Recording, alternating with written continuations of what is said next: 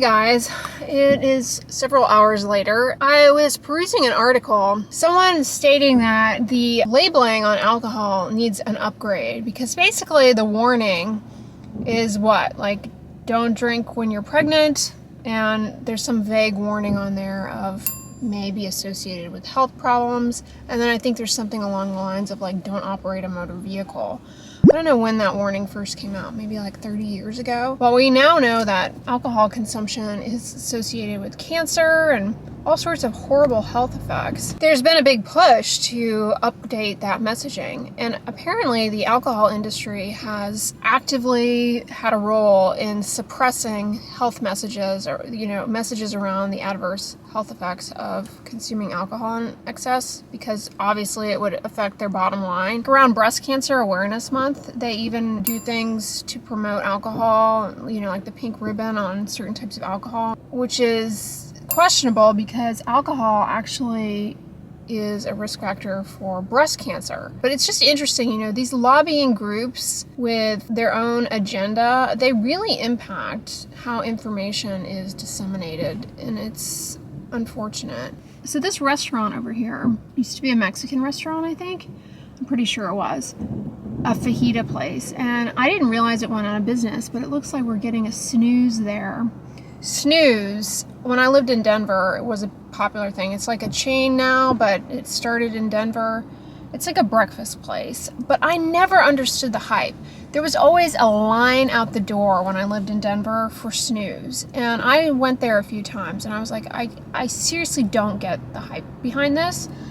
And I'll be darned, they come to Houston, and it's the same line out the door nonsense. And there are so many restaurants here that are amazing. I'm just like, why are people here falling for the Snooze hype? I don't get it.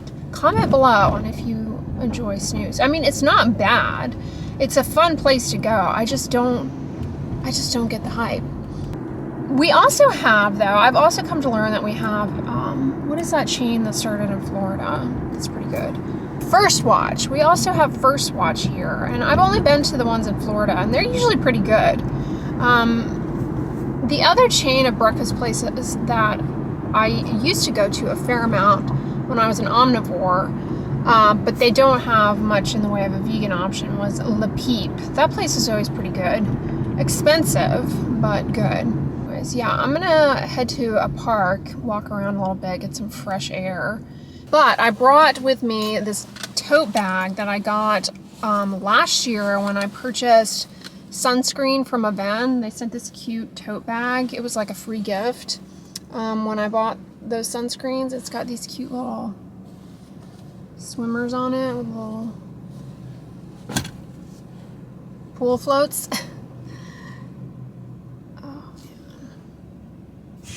It's trafficy today. Hopefully I don't get rained on.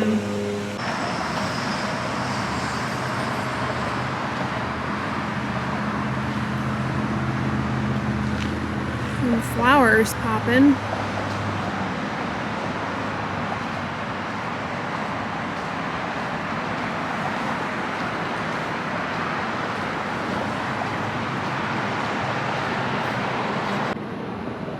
Texas Children's Hospital wants us to run in place for 60 seconds. It's kind of like a little fitness loop.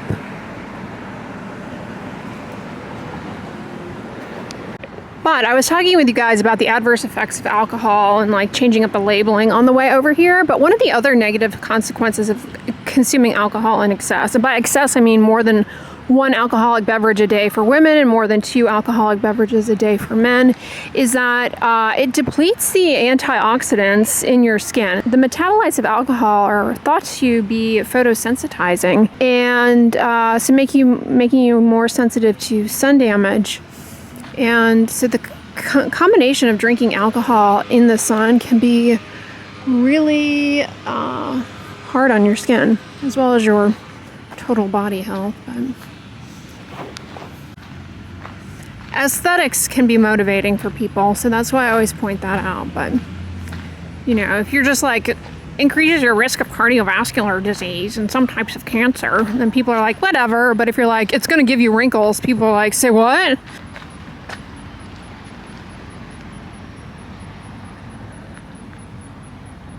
See, skin is a powerful organ for motivational change. Ooh, these are pretty. Not sure what kind of flower they are, but here they are. Let's climb up here. There's nobody playing over here.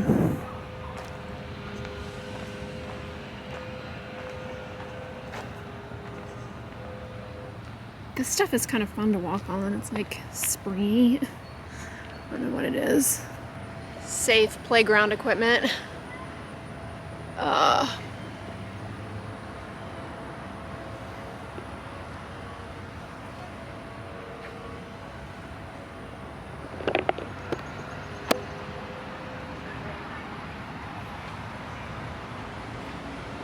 It's kind of fun to walk on though. It's like springy. You can go down the slide. Let's go down this way.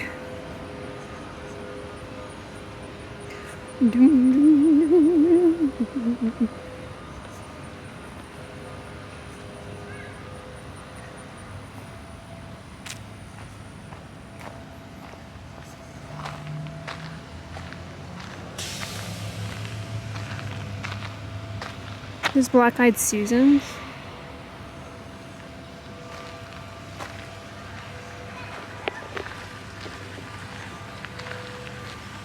Texas pipe. Southern magnolia. Can grow to the height of nearly 100 feet and is well known for its striking evergreen foliage and fragrant white summer blooms. Where is it? This is just grass. They're lying to us. Man, that guy is still blowing the leaves around back there. Splash pad just came on. Children are frolicking there.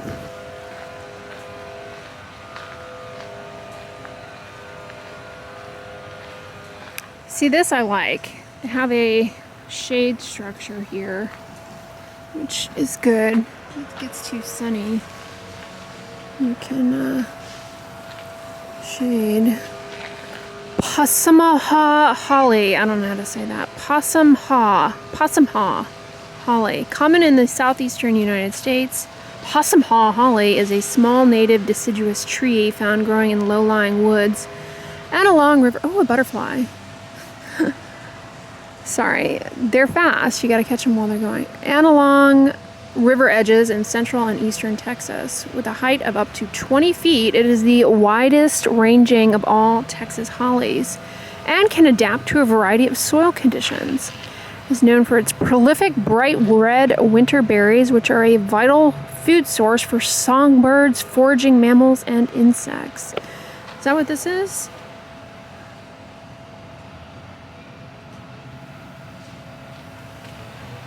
Interesante. Or is it this?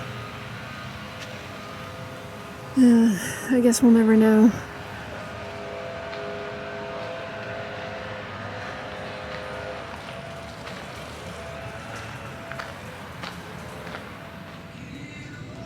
I'm here in HomeGoods to check out the fall stuff. They have the gnome, of course. Yeah, they have the Thanksgiving gnome. He's kind of cute. I mean, they're all cute, but it's just like anytime you come in here, there's some type of gnome. Martha Stewart home. Little pumpkins. How much do they want for these? $13. I guarantee that is significantly less expensive than what you would pay at Michael's. They had a little blue truck with the pumpkins. I think they had a version of that here last year. Speaking of gnome, salt and pepper shaker from Ray Dunn. Halloween gnomes. Now, I don't like holiday decor that crosses into another season's style. For example, these. This is a Christmas type of thing. Like, don't Halloweenify it. I don't know. Comment below. Do you like these for different seasons? I just feel like, I don't know. I like keeping certain things just to the season. Like, this gnome isn't obvious when it comes to any holiday decor. Like, he's made his way all the way. But like, I don't want to see a Christmas pumpkin carving. You know what I mean? So I don't get why we have to have one of these ceramic light up trees at Halloween. But that being said, I do like the candy corn colors. Now, was it 2 years ago? I bought a pumpkin exactly like this, only the face is different. This felted pumpkin, the reason I like it is that you can turn it this way for the bulk of the fall season, and then close to Halloween you can flip it around. So you kind of get two types of decor in one piece. Halloween and just general fall, Thanksgiving. Thanksgiving, though, seriously, is a holiday that gets zero love. So I'm glad to see a turkey here at least. Now, this is a wreath I like with the pomegranates. That's pretty.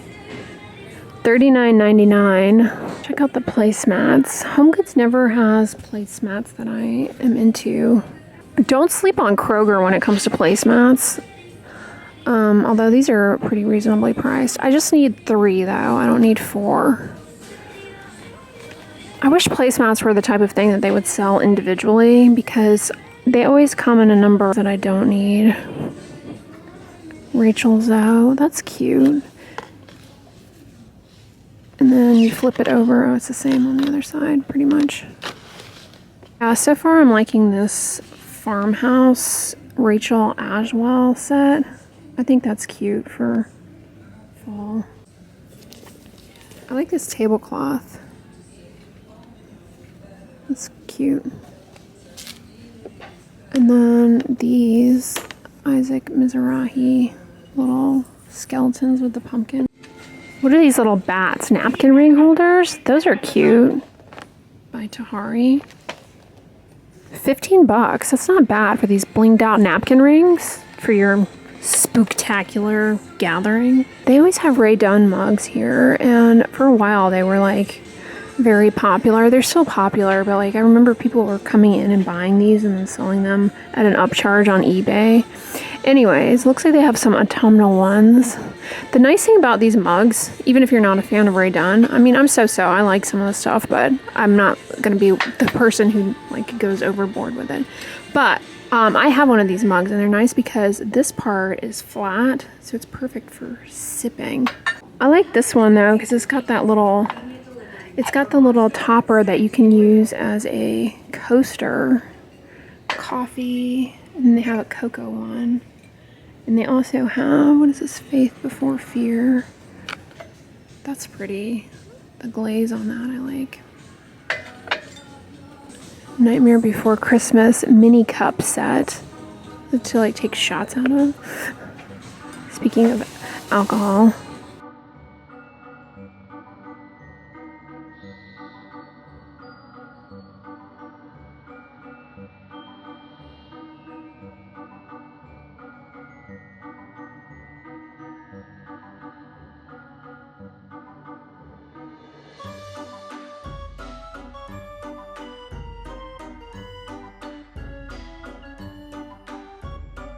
Little gnomes are cute. They're cuter than the stuffed one.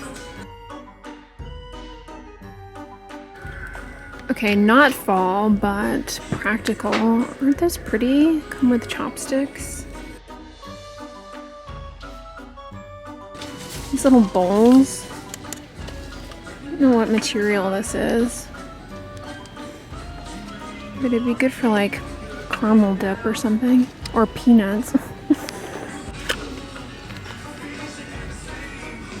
Those Mickey mugs are close in approximation to the size I like. Happy Halloween, they're cute. Halloween pasta.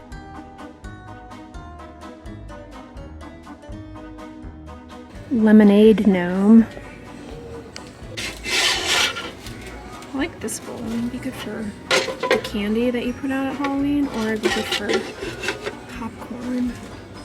That's a good Halloween candy bowl too. The little gnomes. They have some really adorable baking cups for muffins and stuff. Bad to the bone.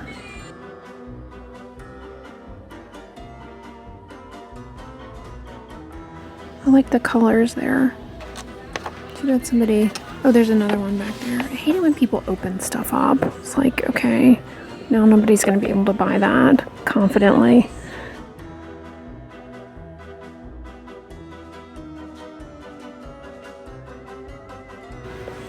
They have Halloween throw pillows. Is this one of those reversible glitter things? Oh, it is. Let's see what it... Oh, it does treat. These are fun.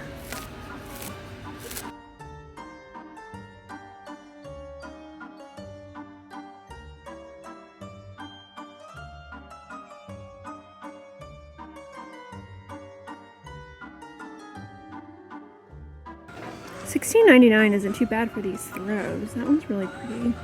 With the little mushrooms and the acorn. That's so cute.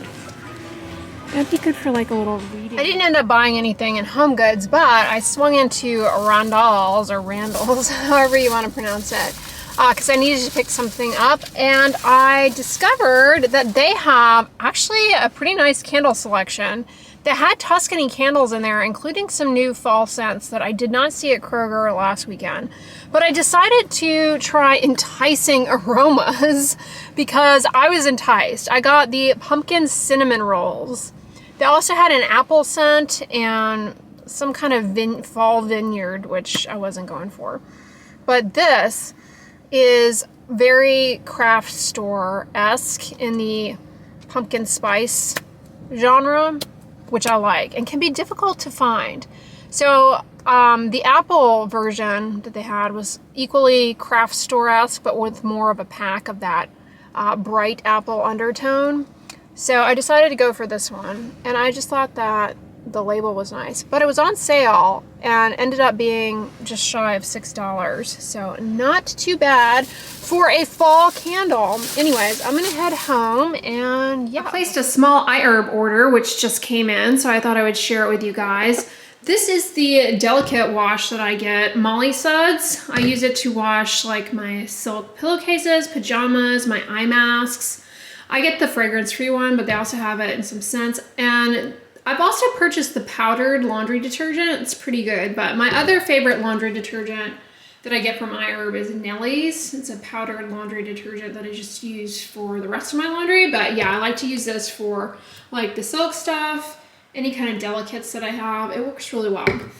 Love my dulse. If you've never had dulse, it is a sea vegetable, but it's very different in terms of the taste, the texture, consistency than like nori or kelp, if you've ever had either of those. If you've ever had sushi, you've had nori. Anyways, I love it. It's kind of sweet, chewy, and it just tastes really good. I could easily eat this entire bag.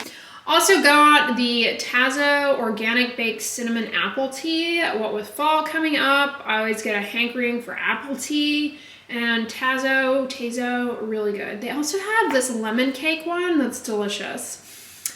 Got myself some pili nuts. These are really good. Wilderness Poets. I've purchased some other things by this brand before. Always good quality. On the pricey side, but if you've never had these pili nuts, they're kind of like, almost like cross between a Brazil nut and a macadamia nut. They're really buttery and they're delicious, but they are expensive, I will say that. Also got some pumpkin seeds. Love these. I have these all the time, and this Bergen Fruit and Nut Company is pretty good. Then I got some dried fruits. Love my mulberries, but I've never had black mulberries, and this Organic Traditions brand is usually pretty good quality, so I ordered these to see how the black ones compare to the white ones. Got some Natural Traditions dried watermelon or watermelon jerky. This is gonna be my last ditch effort at watermelon jerky, because every watermelon jerky I've had to date has been kind of disappointing, just too sticky, and the flavor seems to be lacking. But I'm gonna try this one out. And I also got the honeydew jerky, dried honeydew melon. Thought, why not give that a try? Then I saw this coffee, and I admittedly was lured in by the packaging. This Wicked Wolf full bean coffee, dark roast. Granny's gone, but the coffee's on. It's all Little Red Riding Hood themed. Isn't the label cute? I believe this comes from the state of Washington. Yes, Tumwater. And it also comes from Alaska. Comment below on if you've ever had this. They have a variety of other coffees from this company on iHerb, so we'll see how that is. But yeah, that's a little iHerb haul. Woo! Feeling good, all showered up. And I did laundry today and I did my whites. So this is a fresh and clean white shirt with that bleach smell. I love the smell of bleached fabrics. But I always procrastinate doing my whites. Like, I'll put it off because I don't have an abundance of white clothing. So I'll kind of let it slide for a while, just leave it in its dedicated hamper for a while, and then all of a sudden it's like, I'm gonna knock that out of the way because I don't like having dirty clothes collecting. It's like another source of potential dust mites and allergens, having like sweaty clothes hanging around. I'm almost finished with this Aquaphor that I purchased basically for the purpose of doing that comparison video between Aquaphor and CeraVe Healing Ointment. And I do not recommend getting the tube because this tube is long, and it's a weird segue. This long tube, once you get where you're like in the last third of the product, it becomes more unwieldy to get the stuff out. And this, I've noticed, in contrast to CeraVe Healing Ointment, it remains pretty stiff through the lifespan of the tube. If you've ever gotten CeraVe in the tube, you know, like when you first open it, it's like really hard to express the product out. It's like, eh. If you have joint mobility issues with your hands, that can really be tricky. But this, same issue, however, it remains unwieldy. Like, I kind of have to do this in order to get it to come out. So yeah, that's a little petrolatum update. But both of these, as a side note, you can buy in the tub. And petrolatum, it's not a hospitable environment for microbes whatsoever. So it's, you know, you don't have to worry.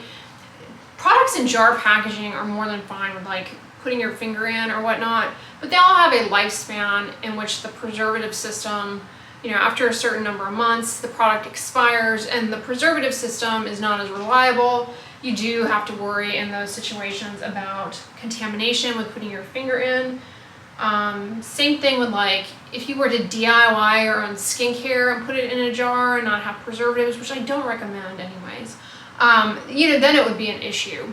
But with petrolatum, it's got a really, really long shelf life. Like Vaseline, you can get a big jar of Vaseline, very inexpensive. Well, last I checked, it was very inexpensive. These days, what's the going rate for Vaseline? Comment below. Like, what's the going rate for a tub of Vaseline? Is it like 60 bucks? That wouldn't surprise me. The way prices keep escalating of all sorts of things. Anyway, yeah, it'll last a really long time safely. You don't have to worry about it going off or anything. One thing I didn't mention in my review of these, and let me know if you encountered this, they have some kind of industrial strength plastic sealing. It is impossible to get it off. You know, usually there's corrugation, you know what I'm talking about, like the seal, the plastic seal around the bottle when you get it new. They have that, and there's usually like a little corrugation thing, and you can kind of get in there and peel back, and then the peeling comes off. I don't know if it was just the particular bottles that I purchased, but man, I had to get in there with, you know what I had to do? It was embarrassing. I had to get a nail clipper, and you know this little doohickey here on the nail clipper, who uses this? Like, what is this for? Well, I'll tell you what it's for. I had to wedge that in there to break open the plastic seal. It was challenging, so word of caution on that. Maybe it was just the bottles I got. And as you can see on one of these bottles, I gouged the paint a bit in trying to get the plastic off. So yeah, anyways, you guys, my battery is about to die, so I'm gonna wrap this vlog up here. I hope you had a great weekend when you're watching this. I hope you're having a great weekend. Thank you so much for coming along with me. If you enjoyed this video, give it a thumbs up, share it with your friends, and as always, don't forget, sunscreen and subscribe. I'll talk to you guys tomorrow. Bye.